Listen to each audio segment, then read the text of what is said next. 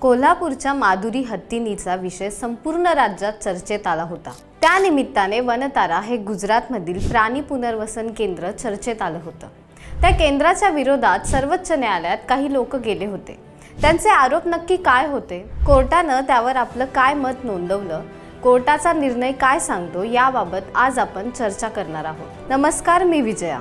गुजरातच्या जामनगर येथे रिलायन्स फाउंडेशनने स्थापन केलेले एक प्राणी पुनर्वसन, बचाव व संवर्धन केंद्र हे केंद्र आंतरराष्ट्रीय दर्जाच्या सुविधा व तज्ञांच्या देखरेखीखाली चालवले जाते।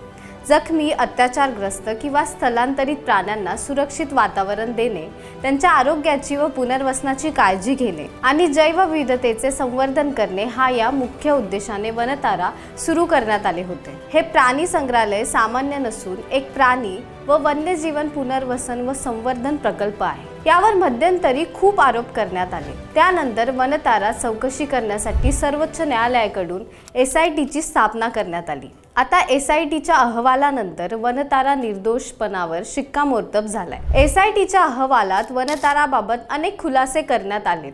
SIT अहवालानंतर अनंत अंबानीच्या वनतारा सुप्रीम कोर्टाकडून क्लीन चिट देण्यात आली। सर्वोच्च न्यायालयाकडून वनताराची वैधता मान्य करण्यात आली आहे। वनताराच्या कायदेशीर आणि वन्यजीवन बचाव उपक्रमाचे सर्वोच्च न्यायालयाकडून कौतुक करण्यात आले। सर्वोच्च न्यायालयाने वनताराचे कामकाज कायदेशीर आणि नैतिक निकषांनुसार चालत असल्याचे सांगितले आहे।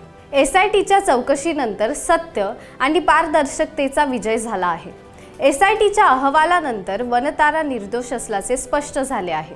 न्यायालयाकडून वनतारा विरुद्धच्या आरोपांची चौकशी करण्यासाठी SITची नेमणूक करण्यात आली होती।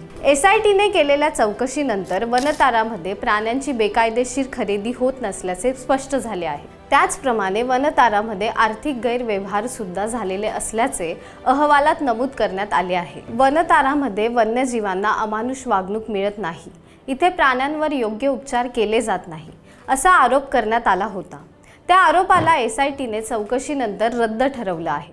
वन्य प्राण्यांची उच्च दर्जाची काळजी वनतारामध्ये घेतली जात असल्याचं SITच्या चौकशीत स्पष्ट झाल्याने सर्वोच्च न्यायालयाने आपल्या निकालात म्हटले आहे। मात्र SITचा अहवाल गुप्त असल्याने या अहवालात नक्की काय म्हटले गेले आहे हे कळत नाही अशी टीकाही काहींनी केली आहे। वनताराबाबत सत्य समोर आल्यानंतर वनताराचे नाव मलिन करू नका असेही सर्वोच्च न्यायालयाने ठामपणे बजावले आहे। तसंच न्यायालयाने हे स्पष्ट केलं आहे की वन्यजीवांची इथेच खऱ्या अर्थाने काळजी घेतली जाते।